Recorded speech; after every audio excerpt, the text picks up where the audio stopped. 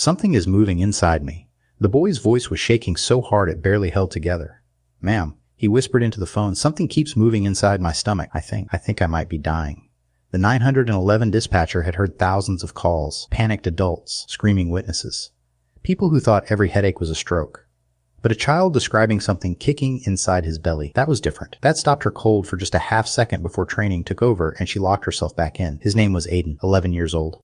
And he sounded like a kid trying very hard not to fall apart. Can you describe exactly what you're feeling? She asked, keeping her voice level and calm. Before he could answer, there was a sound through the phone. A dull, heavy thud, like something hitting a wall from the inside. Aiden gasped. There, it did it again. Please hurry. The call was flagged immediately. Priority 1. Units were dispatched within seconds. Patrol cars, a medical unit, the works. But the first responder to get the alert wasn't riding in an ambulance. She was on horseback. Officer Jen Cole was a mounted patrol officer, finishing up crowd management at a county fair a few miles away when the call came through her radio. Beside her trailed a transport rig, and inside it, her retired K-9 partner Bruno, a big battle-worn German Shepherd who had more years of service than most officers half his age. Her horse, Dakota, a powerful bay Mustang, was already shifting weight beneath her like he could feel the urgency before Jen even moved. She didn't hesitate. One fluid motion and she was moving, Dakota's hooves hammering the dirt road at a full gallop, the trailer rattling behind them. Bruno's bark echoed from inside.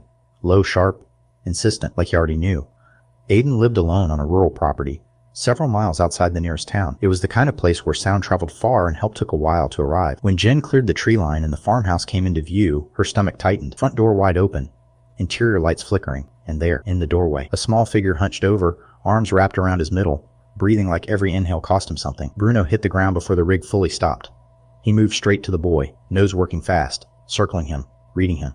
Jen dismounted and crossed the yard in seconds. Aiden, look at me. She kept her voice steady, deliberate. Breathe with me. Tell me everything. The boy looked up. His face was pale and damp with sweat. His hands pressed flat against his stomach. It started this morning, he said, like something crawling around in there, but now it's hitting. It's hitting like it's trying to get out. His voice cracked. My mom works nights. I've been alone all day. Bruno suddenly spun away from the boy and bolted toward the kitchen. Jen watched him go. In all her years working with Bruno, she had never once seen him lose focus without reason. She reached for her flashlight. Aiden, stay behind me. Bruno was at the pantry door, clawing at the base of it with both front paws, his bark cutting short and tight, urgent.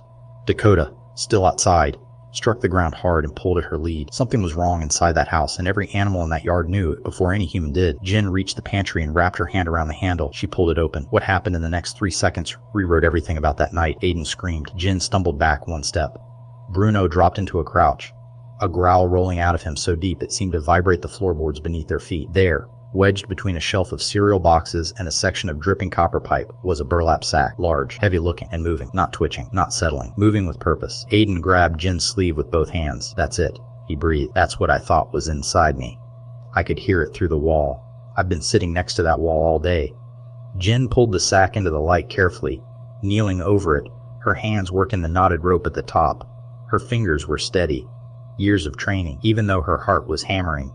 The knot gave way. Something small and soft tumbled into her hands. A baby, a newborn wrapped in a thin blue blanket and dusted with grime, breathing, barely, with shallow, uneven little gasps that sounded like they required enormous effort. Aiden dropped to his knees on the floor beside her. Oh my God, he whispered. Someone left a baby in my house. But Bruno hadn't stopped. He'd turned back to the pantry, pushing his nose hard against the back wall, pawing at the baseboard. Whining in that urgent, focused way that meant he wasn't done yet. Dakota's whinny pierced the air from outside. Jen carefully transferred the baby into Aiden's arms. Hold him close. Keep him warm. Talk to him. Don't let him go quiet on you. The boy's hands trembled as he pulled the infant to his chest. Hey, he whispered. Hey, little guy. I've got you. Just keep breathing. Okay? Just keep breathing. Jen turned back to the wall. She found the loose panel on the second try. Pulled it free. Behind it was a second sack. Heavier than the first. She worked it open and felt the air leave her lungs. Stolen medical supplies. 3 fake IDs. A prepaid burner phone still lit up with incoming messages.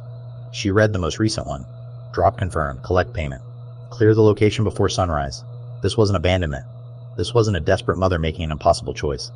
This was a delivery point, a planned exchange, and whoever had left that baby in the wall fully intended to come back. If this story is gripping you right now, please share it. Someone in your life needs to hear that courage can show up in the smallest places, in an 11-year-old's trembling hands and an old dog who refuses to quit. Share it. Pass it on.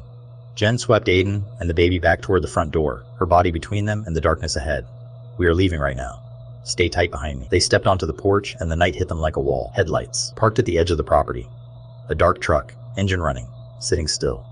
watching. Bruno placed himself directly in front of Aiden, every muscle locked and loaded, lips pulled back, a sound coming from his chest that wasn't quite a bark, it wasn't quite a growl. It was something older and more serious than either. Dakota planted her feet and dropped her head, ears flat, nostrils flaring. Every animal instinct on that property was pointing at that truck. Jen didn't move, didn't reach, just stood there between that vehicle and that boy and that baby.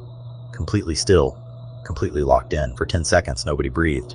Then the truck's engine revved. Gravel exploded out from under the tires, and just like that, the headlights swept across the yard and disappeared into the tree line. Whoever it was had seen exactly what they were dealing with. A mounted officer, a K-9 that didn't bluff, in a situation that had already gotten away from them. They ran.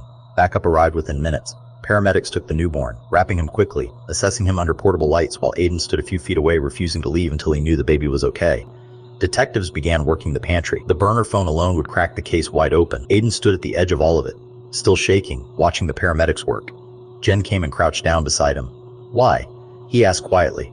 Not dramatically, just honestly. The way kids ask questions that adults have stopped asking because they already know the answers are awful. Why would someone use my house? Why would they leave a baby in a wall? Jen thought about giving him the careful answer, the measured one. Instead, she told him the truth, because they thought this house would stay quiet. Because they thought a kid alone in the middle of nowhere wouldn't notice, wouldn't call, wouldn't do anything. She paused.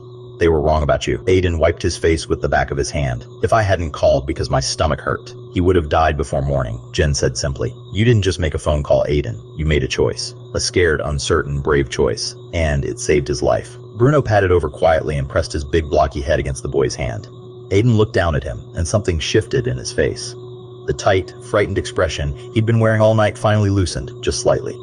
"I'm really glad my stomach was wrong," he said. Jen laughed. A real one, tired and full of relief. "Kid, that might be the most useful stomach-chosh in history." Dakota lowered her head and blew a slow breath near Aiden's shoulder, the hoarse equivalent of a hug, and the boy reached up and let his hand rest on her nose, and for the first time since this whole night began, he looked like an 11-year-old again instead of someone carrying the weight of a grown man's emergency. The newborn survived. He was small and underfed, and he'd spent too many hours in a cold, dark wall, but he was alive. And because one boy in a quiet farmhouse trusted the feeling in his gut enough to pick up a phone, the baby got a chance at a life he almost never had. Investigations that followed that night led to arrests and answers that went beyond what anyone initially expected. The burner phone was the key. What started as one scared child's 911 call unraveled something much larger, and Aiden's name, though he never sought any of it, was at the center of the whole thing. But none of that is really the point of this story. The point is what happened in a rural farmhouse kitchen when a boy alone in the dark decided that the strange, frightening thing he was experiencing was worth telling someone about. When he picked up the phone instead of convincing himself it was nothing. When he stayed on the line